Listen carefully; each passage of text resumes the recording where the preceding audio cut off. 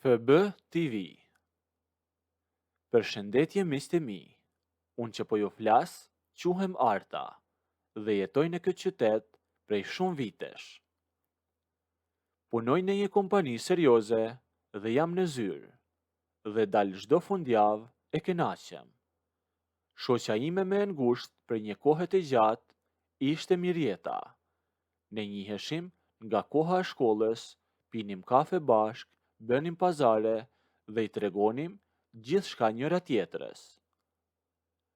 Mira ishte e martuar dhe burri i saj kishte një palestër mjaft të madhe në një lagje jo shumë larg qendrës. Ai e kalonte gjithë ditën aty, duke u marrë me menaxhimin dhe duke punuar vetë si trajner. Një ditë shoqja ime Mira më mbushi mendjen që të fillonim të dyja stërvitjen. Unë kisha nevojë të lëvizja pak nga jeta e zyrës, ndaj pranova me shumë dëshirë. Palestra ishte e bollshme, kishte shumë drita dhe gjithmonë e mbushur me njerëz. Ne shkonim pas diteve, fiks në orarin kur aty kishte më shumë lëvizje. E burri i Mirës ishte gjithmonë aty, duke pritur e përcjell njerëzit, e duke u dhënë udhëzime atyre që nuk dinin t'i përdornin pajisjet. Që në ditët e para, vura re diçka që më bëri përshtypje. Kur unë dhe Mira bënim ushtrime bashk, ai vinte gjithmonë tek pjesa jonë, por vëmendja e tij nuk ishte tek gruaja e vet. Ai me fliste mua, me tregonte se si ta mbaja trupin drejt, me sillte pesha të ndryshme pa ja kërkuar dhe me rinte afër me një kujdes të veçantë. Të them të drejten, ai ishte i bukur e unë gëzohesha nga kjo gjë. Kishte diçka që më bënte të ndjehesha e vlerësuar dhe e pëlqyer edhe unë nga ai. Prandaj nuk i thoja asnjë fjalë që ta largoja. Përkundrazi, e dëgjoja me shumë vëmendje dhe bëja saktësisht ato që më thoshte ai. E Mira, nga ana tjetër, ishte një grua me një natyrë të mërësirë xheloze. Ajo e mbante mendjen vetëm tek burri i saj.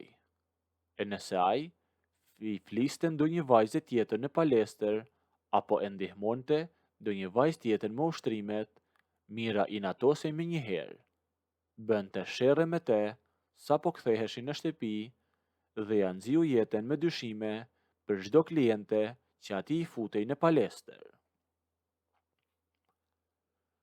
Por pjesa më e çuditshme e gjithë kësaj historie ishte se për mua Mira nuk ndjente asnjë pikë xheluzie.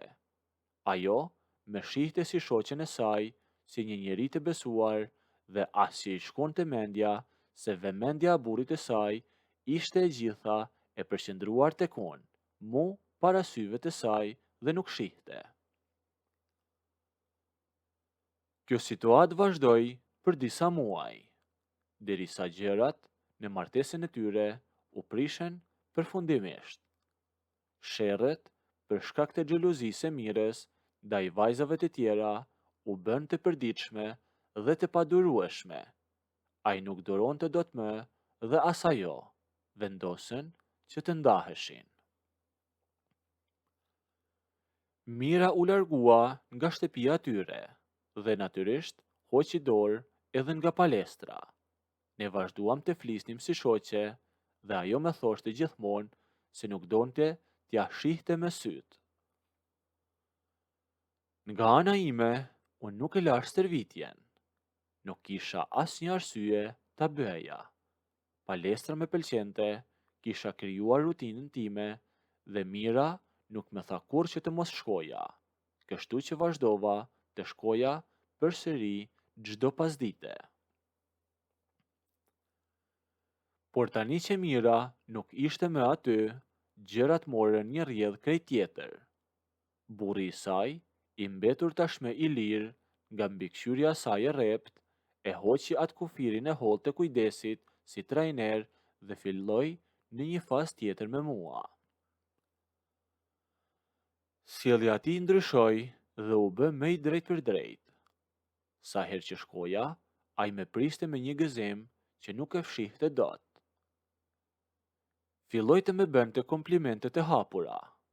Më thoshte se sa bukur më rrinin rrobat sportive të ngushta atë ditë, apo se sa shumë kisha ndryshuar që kur kisha filluar palestrën.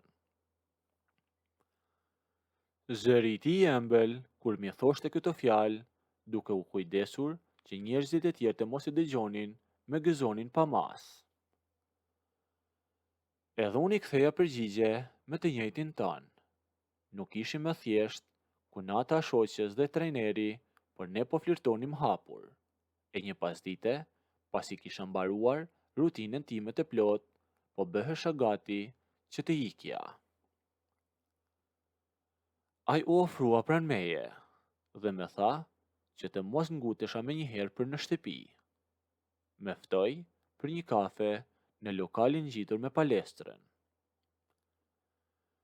Unë pranova, e ulem aty dhe folëm për gati 2 orë.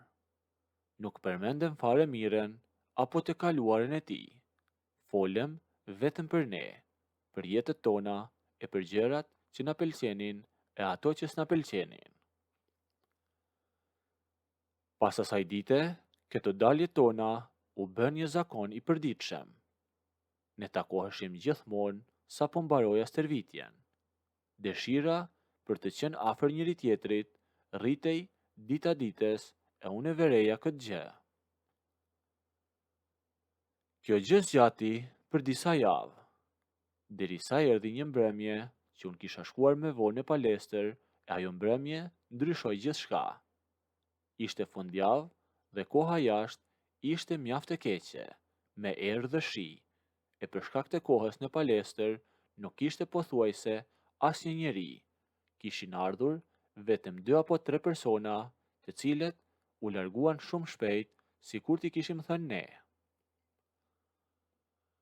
Unë po bëja ushtrimet e fundit dhe ndjeja pak lodhje nga gjithë ajo ditë. Ai po qëndronte tek banaku i tij, duke rregulluar disa gjëra, por e dija shumë mirë që e kishte syrin tek unë. Kur mbarova, mora peshqirin tim dhe u drejtova për tek dhoma e vogël e ndërimit që ndodhej në fundin një korridori të ngushtë.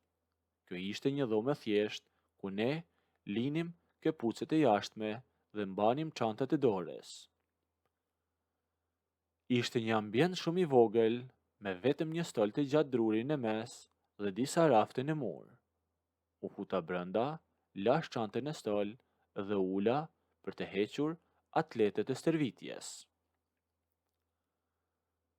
Vendi ishte plotësisht bosh. E papritur, dëgjova hapat e tij që po vinin. E skaluan as 2 sekonda kur ai hyri në dhomë. Nuk më tha asgjë, hapi derën e pastaj e mbylli me një herë pasi u fut brenda, duke na izoluar plotësisht nga pjesa tjetër e palestrës së zbrazët. Hapësira brenda asaj dhome ishte aq e vogël sa që nuk kishim asnjë mundësi të qëndronim larg njëri tjetrit. Unë e dija saktësisht se çfarë do të ndodhte. E kisha pritur këtë moment që nga dita e parë, kur ai më sillte peshat, e që kur mira ankohej pa e ditur të vërtetën, dhe sidomos nga ato kafe tona të gjata. Ai sa po u fut brenda nuk priti me gjatë. Nga që unë isha afër tij, asnjërin nga ne nuk po e mbante me veten. Unë gjita mbi të dhe ai me kapi me njëherë duke me puthur direkt në buzë. Ishte një puthje shumë e fortë.